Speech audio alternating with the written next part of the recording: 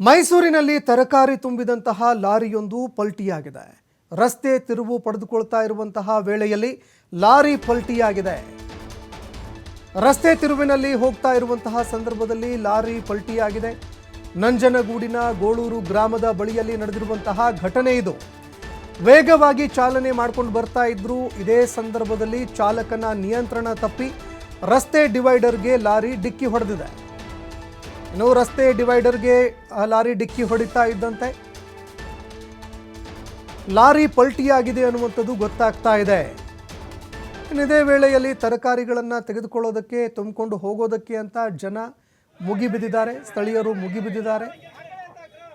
ಇನ್ನು ಲಾರಿ ಪಲ್ಟಿಯಾಗಿರುವಂತಹ ದೃಶ್ಯಾವಳಿಗಳನ್ನು ಕೂಡ ನೀವು ನೋಡ್ತಾ ಇದ್ದೀರಿ. ವೇಗವಾಗಿ ಚಲಾವಣೆ ಮಾಡಿಕೊಂಡು ಬರ್ತಾ ಇದ್ರು. ಯಾವುದೇ ಒಂದು ಸಂದರ್ಭದಲ್ಲಿ ನಾವು ಅದರಲ್ಲೂ ಲೋಡ್ ತುಂಬಿರುವಂತಹ ವಾಹನಗಳು ಬಹಳಷ್ಟು ಸಾವಧಾನವಾಗಿ ಡ್ರೈವ್ ಮಾಡಬೇಕಾಗತ್ತೆ. ಆದರೆ ವೇಗವಾಗಿ ಡ್ರೈವ್ ಮಾಡಿಕೊಂಡು ಬರ್ತಾ ಇದ್ರು. ರಸ್ತೆ ತಿರುವಿತ್ತು. ಇದೇ ಸಂದರ್ಭದಲ್ಲಿ ಚಾಲಕನ ನಿಯಂತ್ರಣ ತಪ್ಪಿ ಡಿವೈಡರ್ಗೆ ಡಿಕ್ಕಿ ಆಗ್ತಾ ಇದ್ದಂತೆ ಈ ಒಂದು ಲಾರಿ ಪಲ್ಟಿಯಾಗತ್ತೆ. ಇನ್ನು ಪಲ್ಟಿಯಾಗಿ ಬಿದ್ದ ಕೂಡಲೇ ಸ್ಥಳೀಯರು ಯಾರ್ಯಾರು ಹೋಗ್ತಾ ಇದ್ರು ಎಲ್ಲರೂ ಕೂಡ ನಾ ಮುಂದು ತಾ ಮುಂದು ಅಂತ ತರಕಾರಿಗಳನ್ನು ತುಂಬಿಕೊಂಡು ಹೋಗೋದಕ್ಕೆ ಅಂತ ಮುಂದಾದರು. ಇದು ಸಹಜವಾಗಿ ಕೂಡ ಪ್ರತಿಯೊಂದು ಘಟನೆಗಳಲ್ಲಿ ನಮಗಿದು ಕಂಡುಬರುತ್ತೆ. ಅದೇ ರೀತಿಯಾದಂತಹ ಒಂದು ದೃಶ್ಯ ಕಂಡುಬಂತು. ಇನ್ನು ಜನ ಮುಗಿ ಬೀಳ್ತಾ ಇದ್ದಂತೆ ಲಾರಿ ಚಾಲಕರು ಕೂಡ ಯಾರೊಬ್ಬರು ಅದಕ್ಕೆ ತಡೆ ಒಡ್ಲಿಲ್ಲ. ಇದನ್ನೆಲ್ಲ ತೆರವು ಮಾಡಬೇಕಂದ್ರೆ ಸಾಕಷ್ಟು ಸಮಯ ಹಿಡಿಯುತ್ತೆ, ಎಲ್ಲವೂ ಕೂಡ ಹಾಳಾಗಿ ಹೋಗುತ್ತೆ.